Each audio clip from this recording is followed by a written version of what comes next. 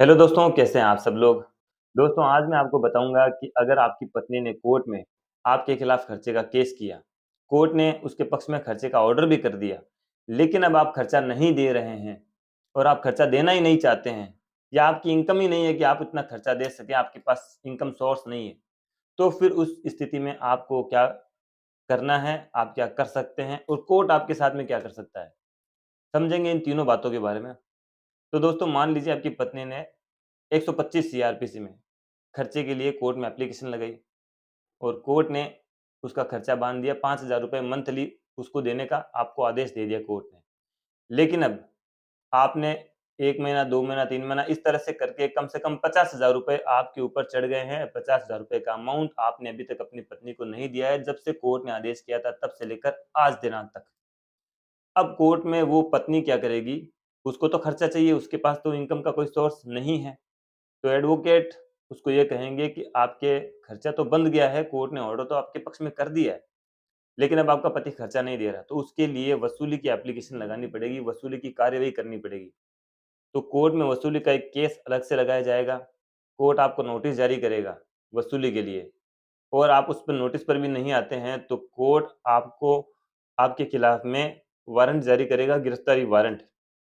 गिरफ्तारी वारंट जारी करने के बाद में पुलिस वाला आपको कोर्ट में पेश करेगा, आपको गिरफ्तार करके लाएगा।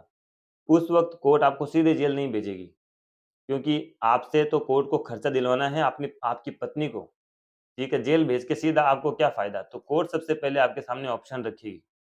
कोर्ट कहेगी कि देखिए, इतना-इतना खर्चा मैंने इस तारीख को बाँधा था, उसके बाद में आप लगातार खर्चा देने से भाग रहे हैं, मना कर रहे हैं, आप अपनी वाइफ़ को खर्चा नहीं देना चाहते। अब आपके पास में ऑप्शन ये है कि आज के दिनांक में जब आप आज कोर्ट में खड़े हैं, तो आज आप अपनी पत्नी को जो बकाया जितना भी है वो खर्चा दें। अगर आप नहीं देंगे तो आपको यहाँ से सीधा जेल भेज दिया जाएगा। अब आप क्या करेंगे दोस्तों? या वहाँ पे तो आपको खर्चा देना ही पड़ेगा।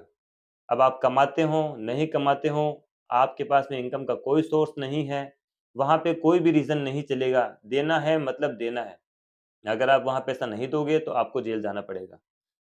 एक और रास्ता ये है कि हाँ, अगर आपको ये आप अगर अंडरटेकिंग देते हैं कि मैं विदिन 7 डे या विदिन 5 डे में इतना अमाउंट जमा करवा दूँगा।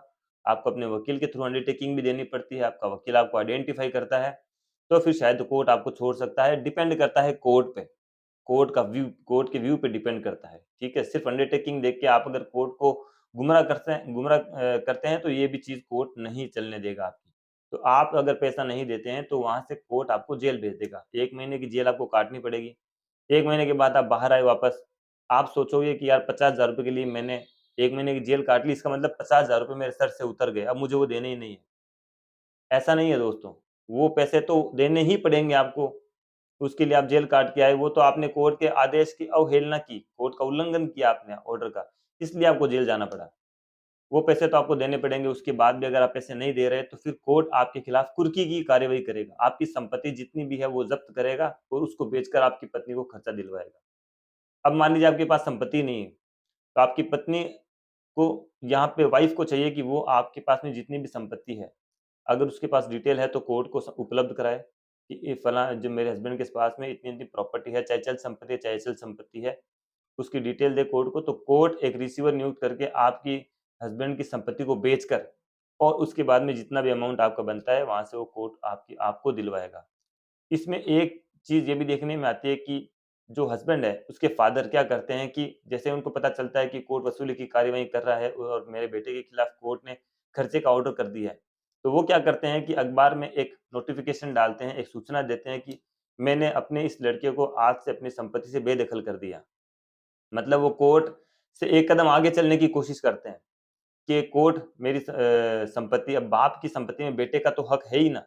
लेकिन बाप सोचता है कि मेरे बेटे की जो संपत्ति है उसको कोर्ट कुर्क ना कर ले, इसके लिए मैं इसको पहले ही संपत्ति से बेदखल कर देता हूँ ताकि कोर्ट में ये प्रूफ रहेगा ही नहीं कि इसके पास में कोई संपत्ति है। तो दोस्तों, कोर्ट इस तरह के इनिशियल ऑर्डर को जो स्टेप होते हैं इसको नहीं मानती है। कोर्ट आपके से ज़्यादा पावर रखती है और आपसे ज़्यादा दिमाग रखती है।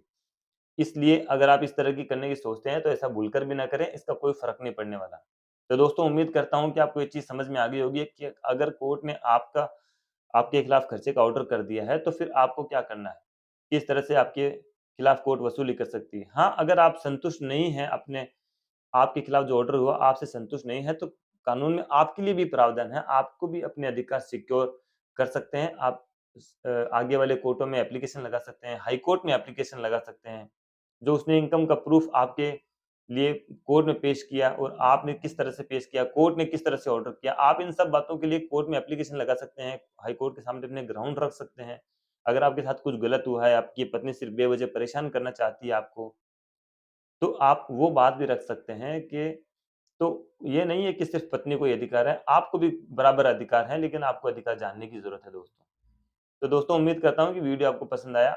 इसको लाइक करें, शेयर करें और हमारे चैनल को सब्सक्राइब ज़रूर करें दोस्तों। ख़्याल रखिए अपना, तब तक के लिए जय हिंद।